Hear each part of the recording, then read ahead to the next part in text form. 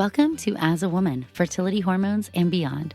I'm your host, Dr. Natalie Crawford, and I am a board-certified OBGYN and fertility physician, and also co-founder of Fora Fertility in Austin, Texas.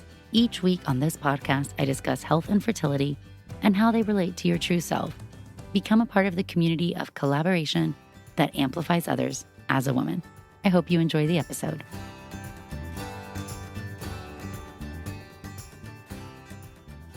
Hello and welcome back to the As a Woman podcast. Today we are talking all about IVF protocols. I'm your host, Dr. Natalie Crawford. I'm a board-certified OBGYN and REI. I am a fertility doctor and I am co-founder of Fora Fertility, a fertility practice in Austin, Texas. One thing that I know for sure from the bottom of my heart is that IVF is not equal everywhere, and not every clinic and not every doctor is going to explain things in the way that maybe you learn or that you need, or even does what is best. So the truth is, when we dive in and we talk about IVF, the protocol is the combination of medications that we utilize to get the job done. And to cut to the chase, there are many practices that just do the same protocol for everybody because it's easy. It's easier for their nurses. Their nurses don't have to learn as much. It is just very protocol. They can cycle a bunch of patients. And even when you do not get the outcome that you want, you will see them do the same protocol over and over. So in this episode, I'm going to dive into IVF, how we choose the protocols, some of the basics that you should know, and you're going to get some red flags and some questions that you can ask or think about if you yourself are going through IVF. Now, before we dive in, I do just want to do a few housekeeping items. So every week on the podcast, I answer some of your fertility questions at the very end of every episode. You can ask these questions on Instagram at nataliecrawfordmd. Some of them will be answered there on Instagram. Some of them will be answered here on the podcast, and some will be answered in the newsletter. The newsletter I love. You're going to find some of my favorite things, my favorite plant-based or healthy recipes, things that I'm up to, but also that is where we took fertility in the news, which is my hot take on all of the fertility topics you're seeing everywhere. And then also you're going to get an answer to a fertility question. So it's just a great way, not spammy, but to get some education. And you can sign up nataliecrawfordmd.com/newsletter. You can also call in and leave your fertility question on the voicemail. These are my absolute favorite episodes. We do them about once every 5 to 6 weeks, and we are about to increase it to do the fertility Q&A once a month because we're getting so many fantastic voicemails. So you can call 657-229-3672. Again, that is 657-229-3672. Leave your voicemail and we can dive in. The first thing that is really important to understand if we're going to talk about IVF is you have to understand briefly what is normal and what we are trying to do in general with the protocol. And then that's going to allow you to understand why we might choose or what is really different in these protocols. So if we think about IVF, most people have heard or they understand IVF to some extent, but really we need to talk about the ovary. So remember, inside the ovary, you are born with all the eggs you are ever going to have. If you've been around here or you've seen me in clinic, you know that I use a reference, imagining that there is a vault inside your ovary where all of your eggs are kept. Inside that vault, you're born with all the eggs you're ever going to have. They are going to run out at some point, and that is menopause or ovarian failure. What is actually happening is every single month, you're going to have a group of eggs coming out of the vault. And each of these eggs grows inside a follicle, and a follicle is a small fluid-filled structure you can see on ultrasound. So the brain is going to send out follicle stimulating hormone, or FSH. FSH is well named. This actually starts to be sent out from the pituitary gland while you're on your period, so while you are bleeding. This FSH is being sent out because the body knows you are not pregnant because you're on your period, and it wants to get another egg ready for ovulation. FSH is so well named because what it does is stimulate just one follicle to grow. There is amazing feedback between the ovary and the brain, meaning the brain doesn't see what is happening inside the ovary. Imagine you and your best friend, you live in different places, but you talk on the phone all the time. The brain has no idea how many eggs you have, how many are outside the vault, how many are growing that month. But it can hear estrogen. That is the signal that feeds back to the brain to tell it a follicle is growing a follicle is ready for ovulation, a follicle is not growing, we are not pregnant. So estrogen is what an egg makes as it becomes more and more mature. So throughout the course of a normal cycle, your FSH will rise. This will stimulate one follicle to grow. As that follicle grows, it starts making estrogen. Your FSH then drops, so you don't get more follicles growing. When your estrogen is high enough for long enough, this signals to the brain, we are mature. And that is going to allow your brain to send out a surge of LH or luteinizing hormone, which is going to then allow you to ovulate. After you ovulate, when you ovulate, that follicle is rupturing, the egg is being released, and then that follicle is reforming into the corpus luteum. And the corpus luteum is going to make progesterone based on LH pulses from the brain up and down throughout the entire luteal phase. If you get pregnant, then that pregnancy is going to come in and implant and make HCG. And we say this rescues the corpus luteum and allows it to keep making progesterone. And if it doesn't, what is then going to happen is the HCG is going to not be present. So the corpus luteum cannot survive. It can only live about 2 weeks. It dies, progesterone drops, you get a period, and the process starts over. All of the eggs that were available in that month that did not ovulate, they die. So any given month, you are losing many more than just the one egg that you ovulate. This is important because this ties into ovarian reserve, but also how many eggs you can get. So if we are being as simple as possible, in IVF, the whole goal is to try to get all of the eggs that are outside the vault in that given month to grow at the same pace and reach maturity together, and then take them out of the body so we can fertilize them, grow them in the lab to an implantation stage embryo called a blastocyst, plus minus do genetic testing, and then we can either do a fresh transfer 5 days later after we have retrieved them, or we can proceed with a frozen embryo transfer. So there's intricacies to the IVF process. Do you do ICSI? Do you do genetic testing? And these are different than what is your protocol. So when we really talk about your protocol, we're talking about the type of medications that we are using to get the job done. And the job is to get all of the eggs that are outside the vault to grow. And your protocol should be selected for you based on your age, your antral follicle count, your AMH, prior response in any cycles you've had in the past, and your medical history.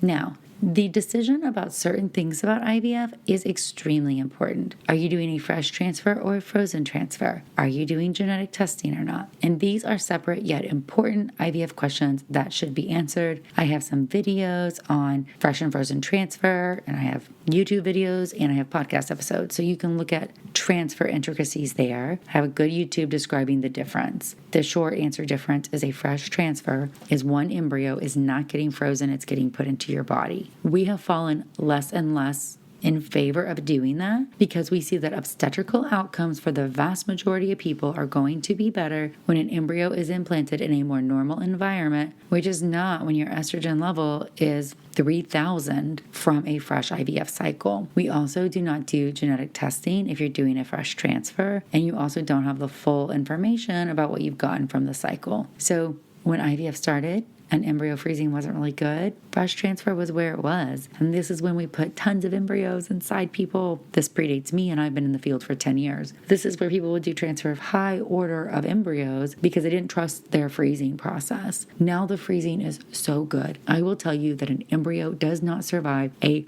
biopsy, a thaw and a freeze about 1% of the time, and clinically it is less than that. Meaning, at least in our lab, I do well over 100 transfers a year, hundreds. And I will have, at most, our clinic will have one embryo not survive the freeze thaw. So it's well less than that, but most clinics will quote you about a 1% non-survival rate for a blastocyst embryo, even with PGT testing. And that's really different than it used to be. So it makes sense that fresh transfer used to be the standard. It would save you money, and it'd save you embryos if they didn't have good freezing thawing. But now that we do, most of us are doing a frozen transfer, synchronizing embryo to endometrium, normalizing the environment, getting better pregnancy rates and better birth outcomes, allowing for understanding how many blastocysts you really have and are they genetically normal. So to me, it is by far and away my preference for most people. Okay, I digress. What we're going to focus on is the protocol. So everybody, when you have a group of eggs comes out of the vault, that's considered your ovarian ovarian reserve. And we can check that number by doing a vaginal ultrasound and counting the follicles that we see. This is called your antral follicle count, or your AFC.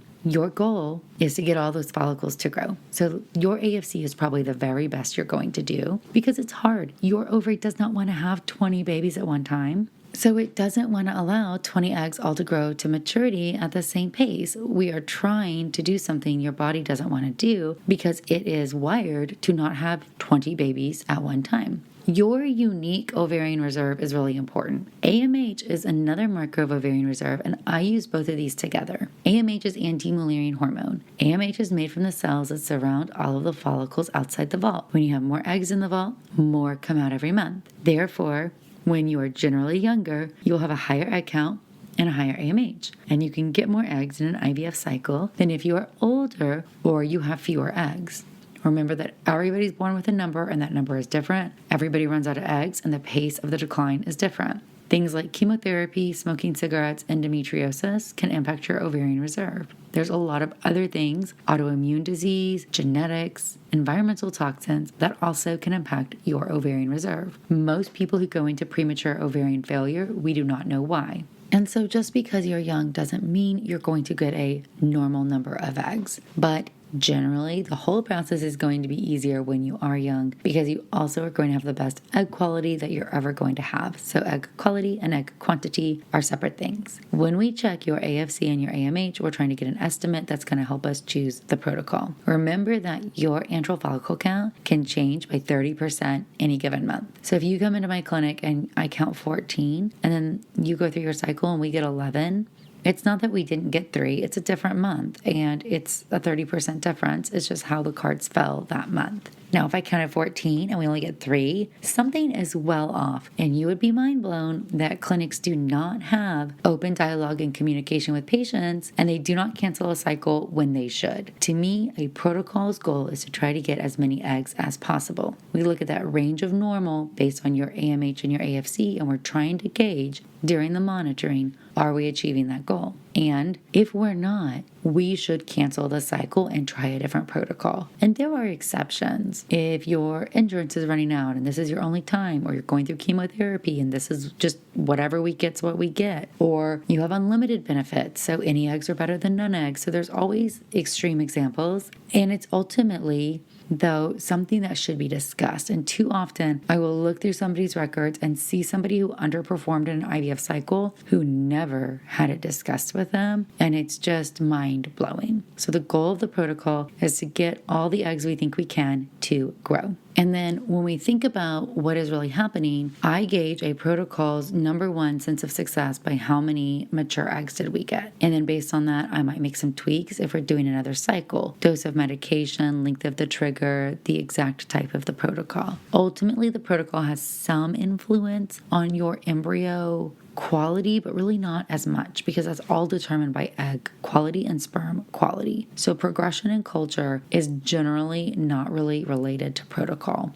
There are always exceptions, and somebody who gets a high egg number but it's having really poor progression in culture, sometimes we don't have many tools, and changing a protocol is something we might try. But really, when I want you to think about your protocol, what I'm thinking about is, did I get as many mature eggs as possible? And this confuses people, and I'll just say this before I dive into the different types of protocols. Success is relative, because we think of success as getting normal embryos or getting pregnant. But if you're older and your antral follicle count is 6, and we get 6 mature eggs, but you had no normal embryos because 4 fertilized and 2 grew out, and you're age 38, and we would expect a third of them normal, and a third of 2 happened to be 0 in this case, that is a sad outcome, but it's not an unexpected outcome. The protocol actually did its job perfectly because we were expecting to get 6 mature eggs, and we did. So remember that success from a protocol standpoint might feel different than success from a cycle standpoint. So understanding the end point is really important in evaluating the protocol.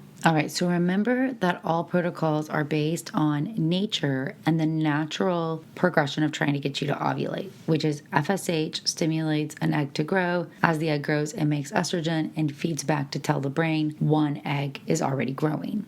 All protocols are trying to manipulate this system in some way. In general, we're going to give you more FSH than the pituitary gland would normally make. Therefore, you have an increase in the number of follicles developed. However, the brain and the ovary are best friends and they're in very tight communication. And the ovary doesn't want to have 20 babies if your antral follicle count is 20.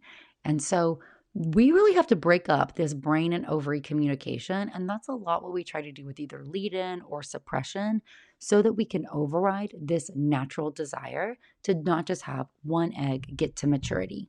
Okay, so typically protocols are named for the suppression that you're using, and there are so many different types.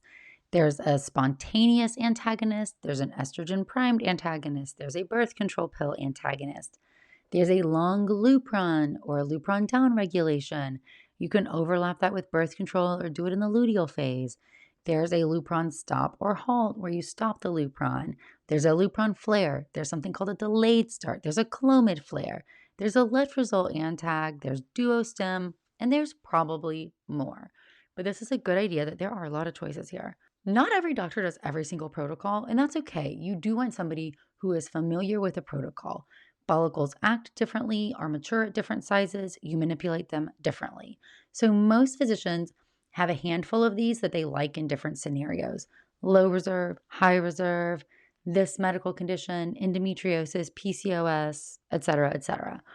Most people don't do every single one all the time. And that is okay. You never want to force a protocol. You would never want to go to a doctor and say, I want you to do a delayed start. If that doctor has never done that before, that's not ideal for you. If for some reason you feel strongly that you want a certain type of protocol, and maybe you would, you might need to change doctors, and that is okay too. So this is not necessarily to tell you which exact protocol you should have, because to be honest, that is trial and error. We start with the protocol that makes the most sense based on the data we have, but every single person is different and every protocol is different. You might respond differently to the protocol I think is absolutely perfect for you. Again, if your doctor always uses the same protocol, red flag, red flag, red flag. If they can tell you before they know anything about you, this is the protocol we do. You will start birth control pills, you will use an antagonist, and they don't know anything about you, I am highly concerned. There really are 4 different parts to the protocol. So we have the lead-in medication, which can be spontaneous, which is nothing. It can be a luteal start of something. It can be birth control pills, estrogen, testosterone, ovulation blockers, which are antagonists. Then you have a suppression. Every protocol needs a suppression. Suppression is preventing you from ovulating. So when you ovulate, that normal signal is coming from high levels of estrogen. And remember, the brain doesn't really know what's happening in the ovary. So if we don't prevent ovulation in some way, your body will just ovulate and that defeats the purpose. Stimulation is usually with FSH. That's really the hormone that gets eggs to grow. There's also a combination of FSH, LH. There's Clomid, letrozole, Lupron, low-dose HCG. So there's choices here, and I'm going to go through them all. And then there's also trigger shots, which can be with HCG or Lupron. So there's a lot of different things happening here. Now, when we're looking at this, I do want to say one thing. Not everybody does a lead-in. A spontaneous is not a lead-in. I'm a big believer that a lead-in is preferred. And this is the analogy I'm going to use. If you imagine that FSH is the food for the eggs, if you starve the eggs for a short period of time, aka you cut off FSH supply, the eggs are then going to become more sensitive to FSH because they haven't seen it. They're going to open up those FSH receptors and they're all going to start out on the starting line together. I use this terrible analogy all the time. If I have a nest of baby birds and the baby birds are hungry and FSH is their food, if the mommy bird comes in with one worm, the biggest bully bird is going to take that worm and it's going to grow bigger and stronger than the rest of them. That's what happens normally, right? One follicle gets all the FSH, it grows, that egg matures, the rest of them die. If I starve all the birds, they're all equally small, hungry, and ready for worms. And then if I come in with bunches of worms, enough worms for every single bird, now they're going to all grow together. It's not just going to be that big bully one. So that's really what I'm trying to achieve here. So a spontaneous protocol is one that is off your period. It is always an antagonist or an ovulation blocker for suppression. This is an example. You're going to call with your period and come in for a baseline. We'll do an ultrasound to make sure things look good, and then you'll start your cycle. You have no calendar until your period begins. It might seem rushed, and sometimes this is the only option. And a person who needs an antagonist cycle, let's use somebody who has a very high ovarian reserve who needs an antagonist. That's because they're at risk for ovarian hyperstimulation. Antagonist cycles, because they allow a lupron trigger, help prevent OHSS. But let's say that you have factor V Leiden, you have a clotting disorder, and you can't take birth control pills or estrogen. Then I have no choice but to do a spontaneous antag. So I do this, but it is not my preferred option for every single person. So to me, this is one I like to use if there's an indication. Otherwise, I think I get better results if I lead in with birth control or estrogen for an antagonist cycle. Birth control pills is ethinyl estradiol and a variety of types of progesterone. That EE stops FSH secretion from the brain, therefore primes the follicles to be more responsive, like we talked about. Again, you can't use if there's any contraindication to estrogen. It does allow more flexibility. It allows planning. It can overlap with some other lead-in options or suppressive options. And it's really cheap, easy, and effective, pretty much well tolerated. It allows you to get a calendar and time everything out. Now, some people are sensitive, and sometimes if you've had long-term use, you can oversuppress the ovaries, and a break may be indicated. Estrogen very similarly stops the FSH secretion from the pituitary gland and primes the follicles. The hard thing is that it has to be very perfectly timed in the luteal phase, and then your cycle must start with your period because this is part of what really happens naturally. And if you don't start that FSH stimulation on the exact right day, you're going to be in a place where you're not going to see the outcome you want. So you really need to make sure that you have flexibility if you're doing this protocol. You must have a period. You must ovulate to use this protocol for the most part. There's a few exceptions, but if you have irregular cycles, really hard to do this one. And you can't use it if there's any contraindication to estrogen again.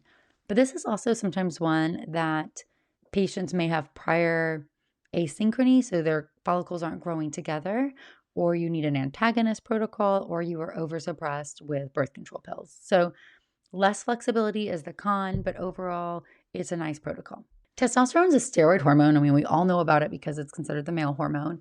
And the thought here is that it increases your ovarian response because it impacts the feedback in the follicles to gonadotropins.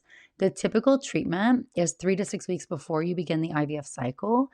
It's usually either transdermal, so on your skin, or an intramuscular shot. And it sometimes has bad side effects. So I am not the biggest fan of this one, but people will do it, especially for those who have low ovarian reserve. And then an antagonist cycle blocks FSH and LH release. It is very short acting, must use it at the same time every day, but it can be led as a lead in because it's so short acting and undergoing that same process of trying to prevent the brain from sending out FSH. This is known as a GnRH antagonist. That's really what the medication is. We call it an antag. Common trade names are ganirelix and cetrotide. They're the same, just different brands.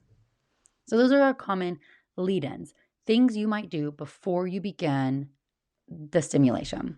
And then we have a variety of suppressions. So lupron is probably one of the most classic ones. It essentially causes the pituitary gland to release all of its FSH and LH, but then the pituitary is depleted, has no more, and cannot surge or send out the LH surge. Lupron usually needs to start before the stimulation in order to work for a suppression. It's also called a long cycle or a downregulation cycle. When it is stopped, that's another version called a lupron halt or a lupron stop. Sometimes this can be good for people who are very sensitive or have low ovarian reserve. Lupron lasts in your body about 12 days, and so it's not super short acting, but that means if your cycle goes longer than that, you're going to see your team add in another form of suppression like an antagonist. Lupron's officially a GnRH agonist, so it causes you to release. It stimulates release of all that FSH and LH, but then there's no more. On the opposite end, you have that antagonist. Again, it blocks FSH, LH release. I mentioned this in the lead-in, but it's really more classic as a suppression. Very short acting. Must use the same time every day. Late use can definitely result in ovulation. And you start this, it's expensive, once the follicle or estrogen is getting to a certain point that it could trigger you to ovulate. You don't need to start this at the very beginning of the cycle. So most people are starting this somewhere between days 5 to 8, depending on how fast or slow your follicles are growing. Any cycle without Lupron or without progesterone needs an antagonist. It is a suppressive agent to prevent you from ovulating. Progesterone is a newer medication. So in studies, progesterone's not newer, but used in this context is newer. We've seen medroxyprogesterone or Provera starting cycle day 2 or 3 in an antagonist cycle. And this has been where you're not using Lupron, but instead of using the ovulation blocker, you're using progesterone. And you can even use it with Lupron trigger. That's been studied in egg donor cycles. So that's nice because it can be used for high responders. This can save costs because the antagonist is so expensive. And this is a oral pill, not an injection. So that's a pro. There's only been one study looking at it. So this is still not common practice, but I definitely know of circumstances where this could be a good option. And then we have our stimulations. So FSH is the classic stimulation. It is follicle stimulating hormone. It is what the body has made to get eggs to grow. Synthetic FSH is made in the lab and it looks the exact same as the chemical that your brain releases. So you're not taking anything crazy, funny, scary. It's the backbone of every cycle. And this is a recombinant, so FSH, a synthetic version. The two most classic brands are Gonal F and Follistim. Typical doses are in 75 units. This is just old school because originally the only FSH we had was purified from urine and it came in vials like Menopur and it was in 75 units. So you see a lot of us start at 75 unit increments. The pens that we use are really easy to adjust, but this is just because this is how things have been studied and how most of us were trained, that your typical starting dose of FSH is going to be 75, 150, 225, 300, 375. Those are just typical nomenclatures. FSH and LH is a medication that has approximately half of each. There's only one version of this. It is Menopur. And yes, it is made from purified menopausal urine. It's because when you're in menopause, the brain sends out really high levels of FSH and LH. So if I collect the urine from menopausal women and then I purify it, I can get out the FSH and LH. Wild. FSH stimulates the egg growth, as we said, but LH is an important contributor in the cycle. But not every cycle needs to have this. So in general, Lupron-based cycles, because they are suppressing the brain completely from having any LH, typically need some form of LH. So we like to have Menopur in those cycles with Lupron. In antagonist cycles, meaning you're not starting that ovulation blocker till days 5 to 8, your body's still making normal LH from the brain, no big deal. And specifically in patients with PCOS who have endogenously high levels of LH, you may not need this. So this may or may not be a part of your protocol. In classic protocols, when you see two numbers, that is FSH / the FSH LH or the Menopur. So for example, if your dose is 300 / 150, you're taking 300 of FSH and then 150 of the FSH LH combo. You can also be written in vials. Remember, 75 is each vial. So you might see it written 4/2. That's 4 vials of an FSH, 2 vials of a Menopur. Now, again, FSH doesn't come in vials anymore. It used to when it was called Brevel, but now sometimes we just carry over. There's lots of studies done at these doses, and those are our typical starting points. It is rare to have an all Menopur cycle, but that can happen. Some clinics do that, but typically we know you need much more FSH than LH. And there's also low-dose HCG, which is similar in structure to LH. So if you don't have Menopur, which actually happened this past year, there was a Menopur shortage and we had to use low-dose HCG instead. It is also, like we said, needed for sex hormone production and follicle maturation. And if you don't have any endogenous LH, you're going to need this. So Lupron needs either Menopur or low-dose HCG. Low-dose HCG binds to LH receptors. It's very short-acting, so the hard thing is you have to get it shipped and mix it and use it immediately. It's a little trickier. I know some clinics who use this instead of Menopur, but not my favorite. Clomid is a SERM, a selective estrogen receptor modulator. It binds to the estrogen receptors at the brain level. The brain interprets that you do not have estrogen and then sends out your natural FSH. typically overlapped with FSH in cycles, typically a part of some mini stim protocol or a high responder protocol. So on both ends of the spectrum, you might see Clomid utilized. Get your brain to send out all FSH, and then you'll take FSH shots. Letrozole is similar. I like to call letrozole and Clomid cousins, but letrozole is an aromatase inhibitor. So it decreases the amount of estrogen that's in the bloodstream. Therefore, the brain says, oh my gosh, there's less estrogen, and sends out a higher natural signal of FSH. Letrozole does make your estrogen readings unreliable, which means it's harder to interpret those for the stimulation. It has been used in breast cancer cases for fertility preservation, especially for estrogen-sensitive cancers. We just want lower estrogen levels overall. It has sometimes been used for endometriosis, but that is not standard practice yet. And it can be used for really high responders, specifically patients maybe who could have some FHA or functional hypothalamic amenorrhea, and we know they have to get HCG as their trigger. They won't respond to a Lupron trigger. And we're trying to select out some, not all of their follicles, if they also have a very high follicle count.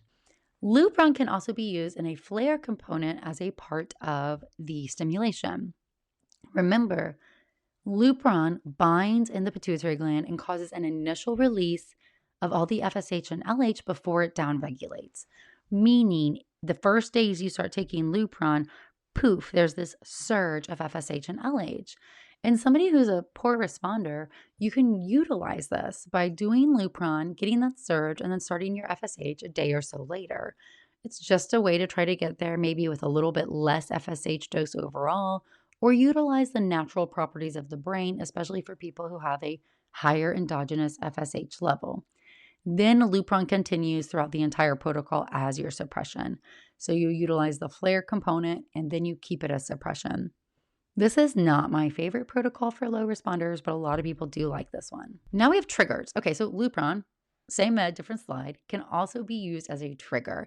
This has changed IVF as we know it because PCOS patients who had a really high egg count, really high responders, used to have very poor IVF outcomes because we got so nervous when they had so many eggs and they had really high estrogen levels that they would get ovarian hyperstimulation syndrome. So they would be triggered early and they'd have a lot of immature eggs and they'd really poor outcomes. Lupron, as we said, it causes that release of FSH and LH before it downregulates. So when you give it in bolus, causing that flare, if you give it at the time of ovulation, that can mimic the LH surge.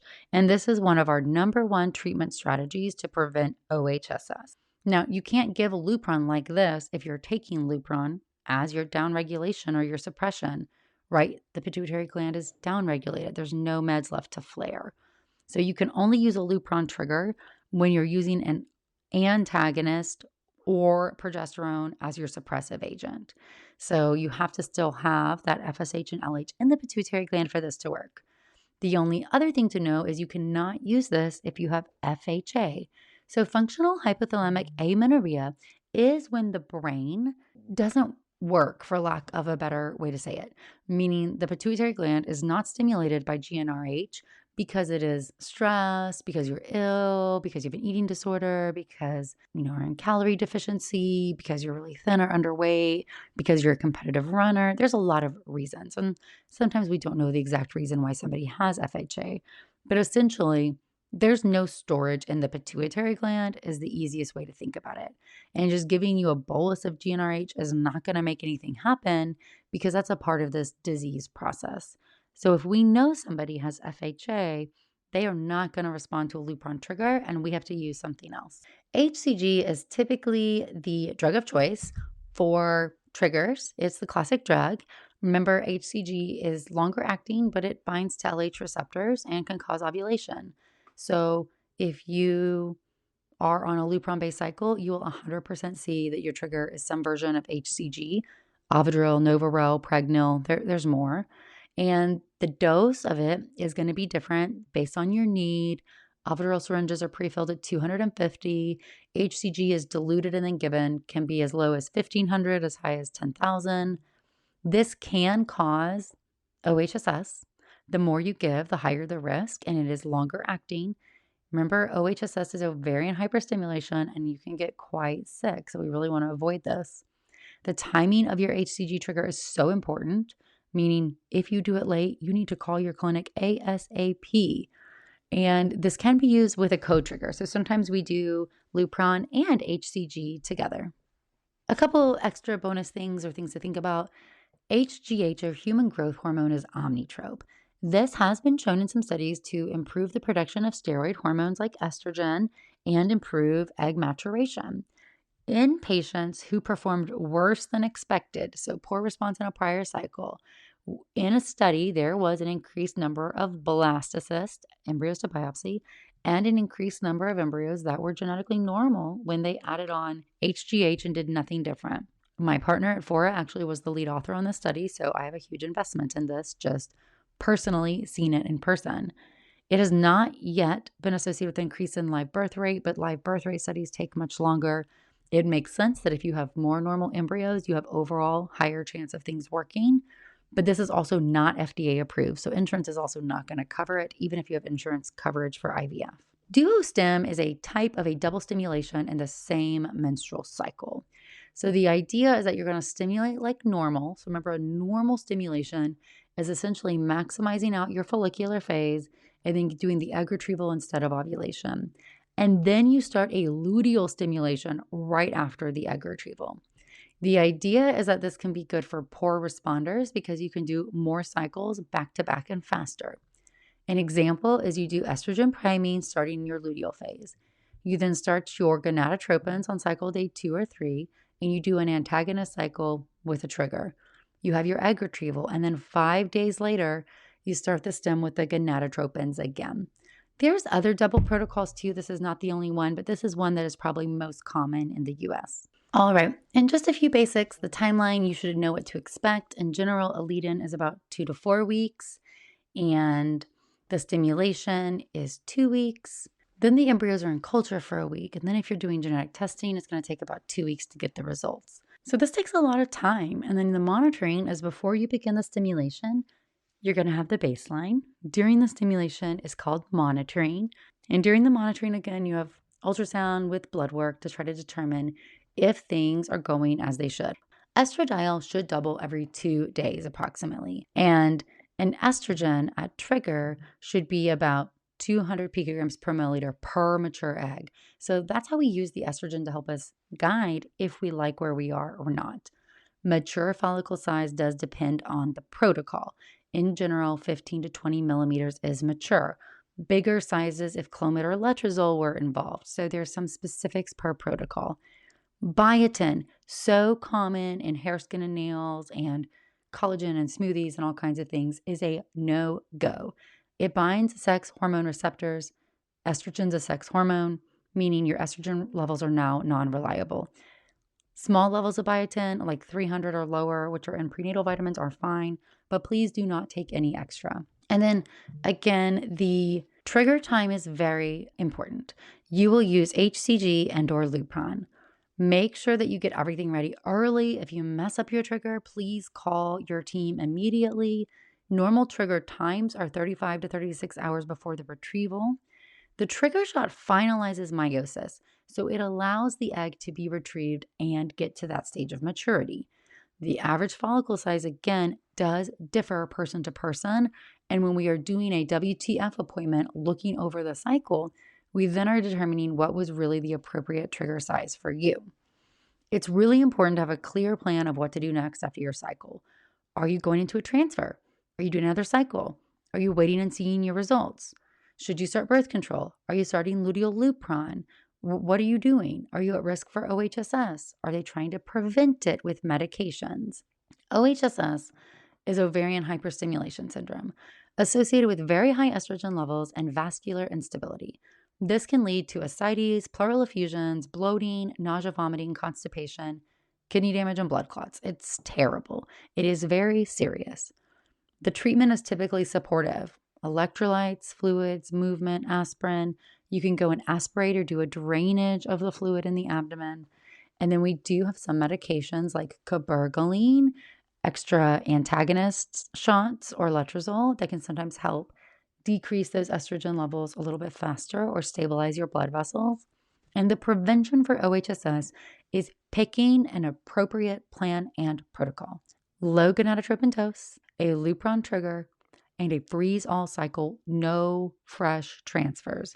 Again, HCG is long-acting, and it is the enemy when it comes to OHSS. Understanding your expectations really does help to give you an idea about how your protocol is being selected and how and when to get feedback. All right, friends. Well, I hope that this helped you get a greater understanding about IVF protocols, how we use them, how we choose them, red flags if you're a doctor, what they're trying to choose, and just an overall better idea of what we're trying to do with the IVF process and the questions to ask and what you should be thinking about along the way. Now, a few things. Remember that every doctor is trained different.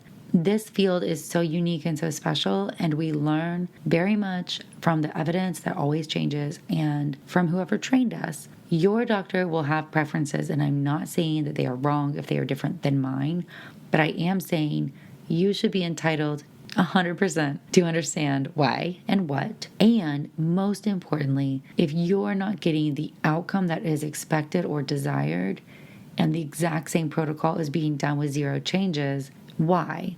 Remember, there's times I'll do the same protocol because the outcome is what I expected. It might not be happy, but it got the eggs to grow that were there. So we're going to do the same thing. And there might be times where I change it up. So asking questions, being a person who can advocate for yourself in your own care, it's hard, but it is needed because IVF is so different at so many places. And I've learned more than anything throughout the context of the course and the over 200 people who have signed up, who we've walked through this journey together, just really how different it is and what the patient experience is like. So needless to say, I hope this helped you. Would love to do an IVF specific Q&A coming up. So look out for that on Instagram at nataliecrawfordmd. I'm not going to get to questions because I babbled on for too long today. But again, you can leave questions on Monday at nataliecrawfordmd or call 657-229-3672.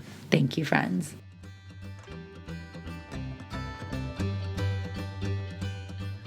Thank you all for listening to As a Woman. It would mean so much if you could rate, review, and follow the podcast to be notified of new episodes every Sunday.